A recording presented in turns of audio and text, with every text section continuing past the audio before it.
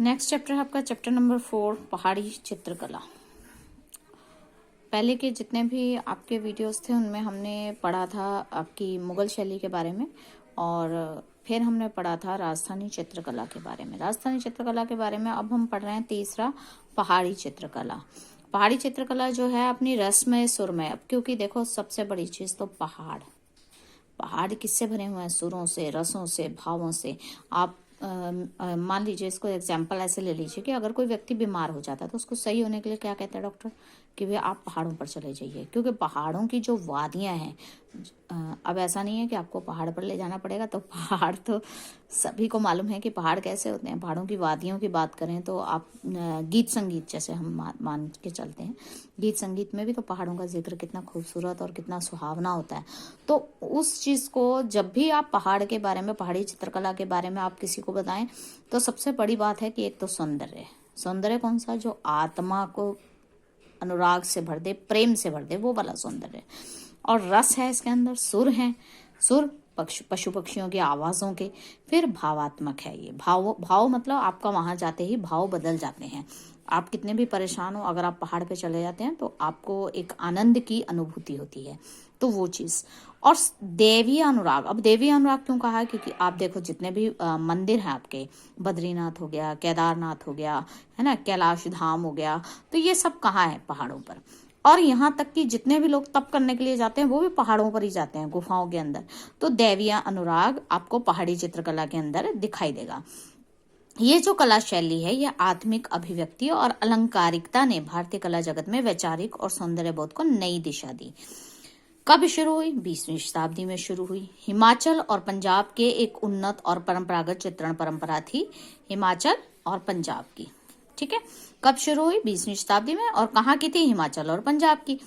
और इसके जो कला समीक्षक थे वो थे डॉक्टर आनंद कुमार स्वामी, और इन्होंने इसे वर्गीकृत किया बसोहली, कुल्लू, गुलेर, नूरपुर, ये चीजें 4 हिस्से किए इन्होंने, बसोहली, कुल्लू, गुलेर और नूरपुर। और उसके बाद अजीत घोष जी आए, इन्होंने कहा कि बसोहली और नूरपुर जो हैं ये 17वीं शताब्दी के हैं, इन्होंने ये बोला। ठीक है, जबकि इन्होंने क्या कहा था कि ये सब 20वीं शताब्दी के हैं। और उसके बाद जेसी फ्रेंच जी, उन्होंने अध्ययन में बताया कि चंबा, मंडी, सुकेत नामक स्थान से बसोहली शैली का प्रभाव यहाँ पर दिखाई देता है। चंबा, मंडी और सुकेत नामक स्थान पर बसोहली शैली दिखाई देती है, और कांगड़ा शैली से ये अलग हैं।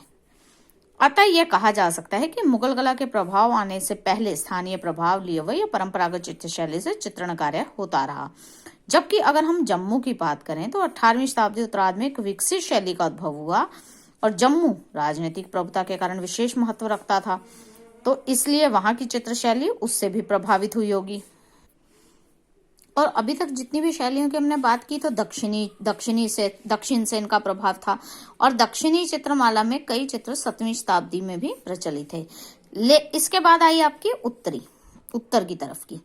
तो उत्तर में कांगड़ा चित्र शैली सबसे इंपॉर्टेंट थी। इसमें गुलेर से ही कांगड़ा आए थे, और ये चित्रकार जो थे गुलेर में ही चित्रण करते थे। गुलेर मुगल शासकों से संबंधित था, तो अनेक वर्षों तक कला का केंद्र भी उसी से प्रभावित हुआ। राजा संसार चंद जो थे कांगड़ा के शासक थे, वे कृष्ण भक्ति और चित्रकला को श्रेष्ठ सम्मान दिया उन्होंने, और गुलेर के चित्रकार इससे कांगड़ा की तरफ आए। अब देखिए, आप एक चीज समझिए कि अगर कहीं पर किसी व्यक्ति का सम्मान होता है तो वो व्यक्ति आगे जाके उसका प्रचार प्रसार करता है, तो दूसरे व्यक्ति भी उसी दिशा की ओर आए। चित्रकारी की अगर हम बात करें तो कांगड़ा आने का एक कारण था कि गुलेर के जो राजा थे गोवर्धन सिंह जी, जिनकी मृत्यु 1770 में हो गई थी, इनको कला को इन्होंने विशेष संरक्षण दिया था। और मृत्यु के पश्चात क्या हुआ कि गुलेर कलाकार जो उचित परिवेश नहीं मिला, और कांगड़ा की चित्र परंपरा से आकृष्ट होकर कांगड़ा आ गए। 18वीं शताब्दी के अंतिम चरण में कांगड़ा राज्य जो था वो भारतीय चित्रकला का महान केंद्र बन गया। और पहाड़ी चित्र शैली की अगर बात करें तो बसोहली शैली, चंबा शैली, गुलेर शैली, कांगड़ा शैली, कुल्लू शैली, मंडी शैली, जम्मू शैली, पुंछ शैली, गढ़वाल शैली, कश्मीर शैली, ये सब शैलियां जो हैं ये उप शैलियों के रूप में अस्तित्व में आई। अब हमने आपसे यहाँ पे बात कर ली थी, तो अब उनका वर्णन है। बसोहली चित्र शैली वर्तमान में जम्मू राज्य के कठुआ नामक जिले के अंतर्गत ये आता है बसोहली। वर्तमान मतलब आज के समय में, जम्मू राज्य के कठुआ नामक जिले में। और साधारण सा गांव है। समृद्धशाली परंपराएं हैं। जीवन शैली का परिचय अगर हम चाहें तो भगनप्राय खंडहर हमें सहज मिल जाते हैं। वैभवहीन राजप्रसाद और अट्टालिकाओं के अवशेष अपने आप में गौरवशाली इतिहास लिए हुए हैं। और बसोहली की राजधानी है बलौर या बल्लभपुर। वर्तमान में बसोहली से 18 किलोमीटर पश्चिम में है। और 8वीं सदी की अगर हम बात करें तो 11वीं सदी तक बल्लभपुर स्वतंत्र रियासत थी। इसके संस्थापक थे भोगपाल। बसोहली के संस्थापक थे भोगपाल। और ऐतिहासिक दृष्टि से 16वीं शताब्दी तक बसोहली राज्य का कोई प्रमुख घटनाक्रम नहीं रहा। 1590 में बसोहली का राजा जो था वो कृष्णपाल अकबर के संपर्क में आया और अकबर के दरबार में उपस्थित होकर उसने बहुमूल्य भेंट दी। कृष्णपाल के पश्चात उसका पुत्र बना भूपतपाल, जो कि 1598 से 1655 तक रहा और उसने आधुनिक बसोहली की स्थापना की। और मुगल शासक शाहजहां के दरबार में वो भी उपस्थित हुआ। भूपतपाल जो था वो शाहजहां का सम्मान करते हुए एक चित्र उसने बनाया। डोगरा आर्ट गैलरी जम्मू में सुरक्षित रखा गया इसको। और इसके पश्चात बसोहली शासकों में कला के प्रोत्साहन की दृष्टि से संग्रामपाल, मेदिनीपाल, अमृतपाल इनका शासन हुआ। अमृतपाल जो है वो 1757 में राजा बना और इस काल में बसोहली कला का मुख्य केंद्र बन गया था।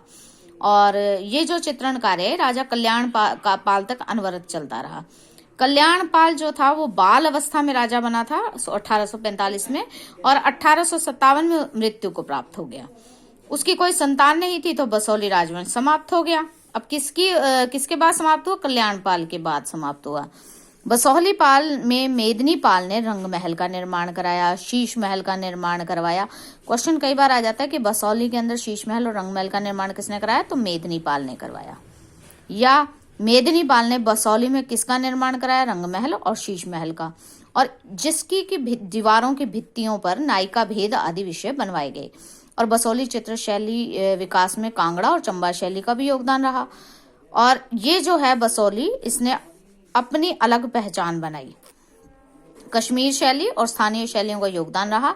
और जब हम पंजाब की बात करें तो पहाड़ी कलम या कांगड़ा शैली के जो चित्र मिले वो भी बसोहली के ही हैं।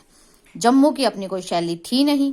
और आरंभिक काल में यहाँ से मिले चित्र भी अजीत घोष और नानामल चमनलाल मेहता जी ने बसोहली शैली के चित्र माने हैं। और इन्होंने कहा कि बुंदेलखंड के चित्रकारों की तरह बसोहली के चित्रकार को भी नीले, पीले, लाल और सादे रंगों से ज्यादा प्यार था। और ये शैली जो है इसमें इतनी कोमलता नहीं है जितना तेज है।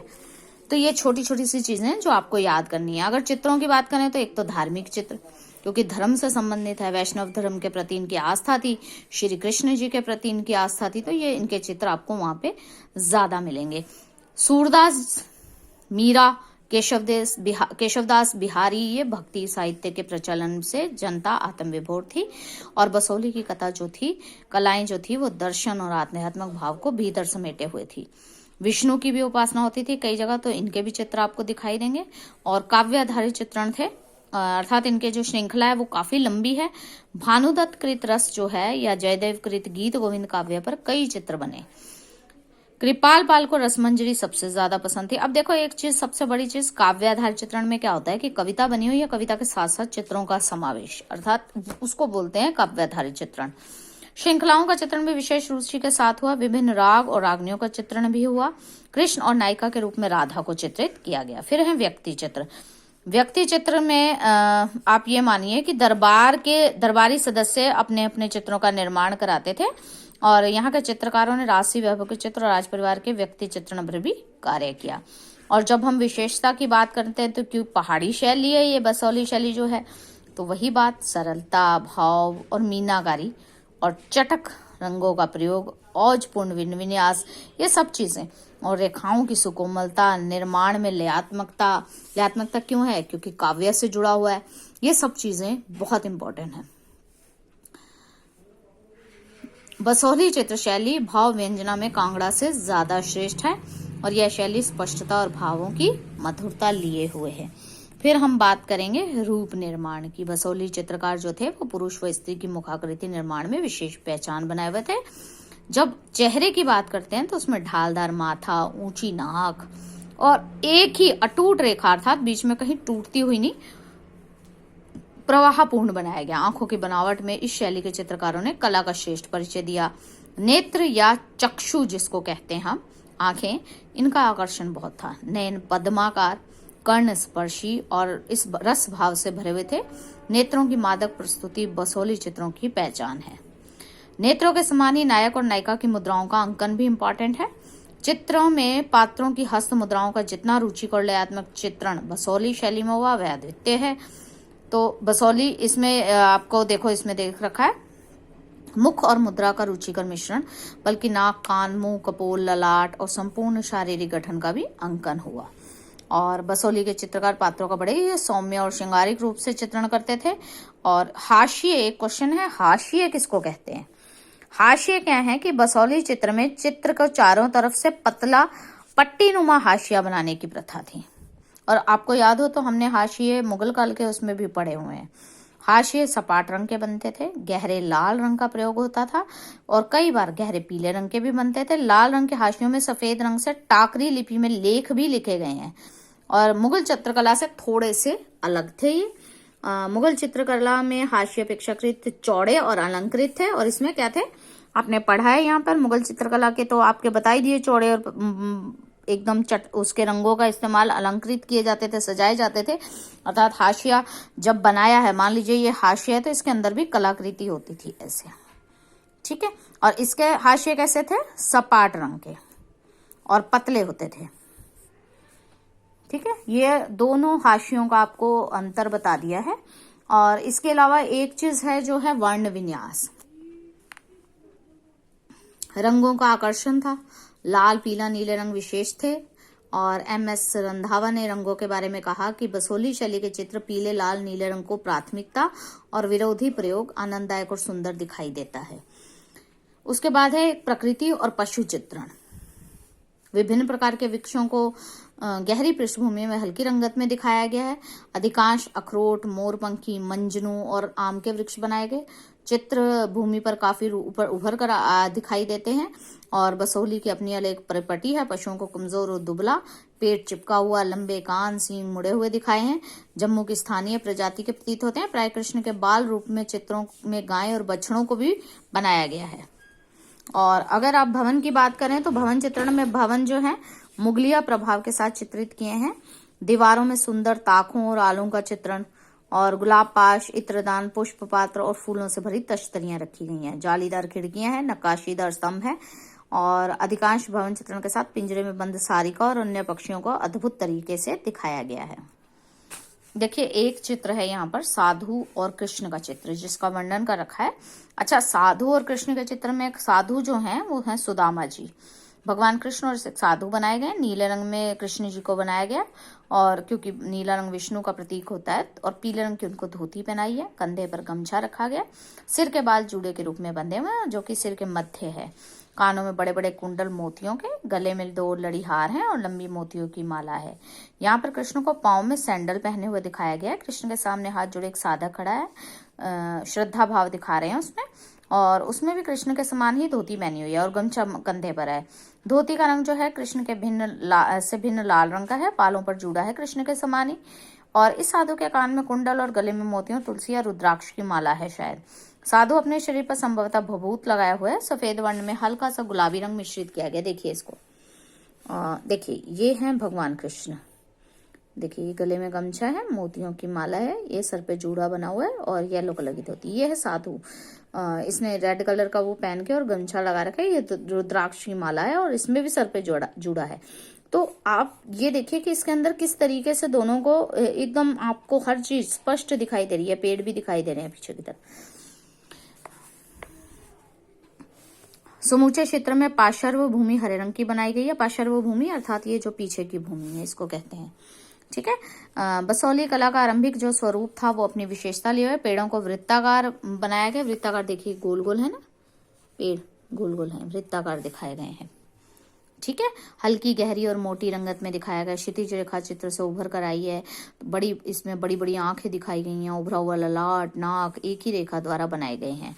और आकृति की जो बाहरी रेखाएं हैं वो कांगड़ा की हैं, मोटापन लिए हुए हैं। बसोहली शैली स्वयं की बजाय हाशिया भी थोड़ा मोटा रखा है। लाल रंग का इस्तेमाल है। टांकरी लिपि में लेखांकन भी है इसमें। और ये जो चित्र है ये Victoria and Albert Museum London में संग्रहित किया गया, अर्थात वहां पर आप इसको जाके देख सकते हैं, सुरक्षित रखा गया वहां पर।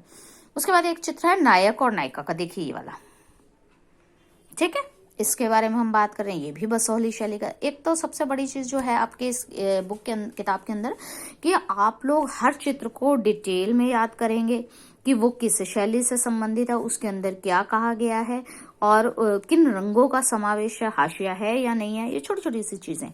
तो जो नायक नायिका चित्र है ये भी बसोहली शैली का है। इसमें नायिका अपने नायक से मिलने घनी अंधेरी रात में आई है, तो रात का वर्णन है इसके अंदर, देखिए बिल्कुल अंधेरा दिखाया गया है। और नायिका के पाशर में एक हिस्सा है जिसमें पेड़ बने हुए हैं। नायक और नायिका जो है गहरी पृष्ठभूमि में चटक रंगों में दिखाए हैं, जिसमें समय पर ना पहुंच पाने पर साफ दिखाई देता है। नायक समय पर नहीं पहुंचा, ये देखिए, ये बात हम उनकी हस्त मुद्राओं से समझ सकते हैं। नायिका के मुख पर नाराजगी का भाव है जो अपने हाथ को झटक कर जाहिर करती है। ऐसे ही बसोहली शैली में बहुत सारे कई चित्र हैं जिनकी बारीकियां हैं, जैसे इस चित्र की बनावट का ध्यान रखा जाता है। उभरा ललाट, ऊंची नाक, ये सब चीजें चित्र के अंदर आपको दिखाई देंगी। इसके बाद है आंखें पूर्व की भांति ही बड़ी बड़ी, हाथों की मुद्राएं दिखाई गई हैं, वस्त्रों को शंखनुमा बनावट में दिखाया गया है। ये सब बसोहली शैली की हैं।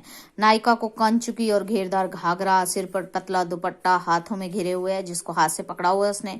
और नायिका की देह प्रतीक्षा में दीपक की तरह जलते हुए चटक रंग जैसी है। पुरुष का पहनावा मुगलिया प्रभाव है। लंबा घेरदार जामा पहना है, पांवों में तंग जामा, कमर पर कमरबंद बना है, जो कि ये बताता है कि भाई वो बहुत ज्यादा व्यस्त था इसलिए समय पर नहीं आ सका। और नायक के पीछे पेड़ हैं जिनमें फूल लगे हुए हैं। नायक नायिका के आभूषणों को अत्यंत सूक्ष्मता के साथ चटक और स्वर्ण रंगों से बनाया गया है। रंगों का प्रयोग, छरहरा रूप, वस्त्रों की पारदर्शी फरहान और अलंकरण, ये छोटी छोटी सी चीजें हैं जो आपकी बसोहली चित्र शैली की खास विशेषताएं हैं। तो कई बार एक क्वेश्चन आ जाता है कि बसोहली चित्र शैली के 2 चित्रों के नाम बताएं, तो आप बता सकते हैं साधु कृष्ण नायक नायिका 2 चित्र हैं जो इनसे रिलेटेड हैं बसोहली चित्र शैली से। आगे हम पढ़ेंगे नेक्स्ट पार्ट के अंदर आपकी कांगड़ा चित्र शैली। तो आप इसको अच्छे से याद कीजिए। इससे जुड़ा कोई क्वेश्चन हो तो जरूर बताइएगा।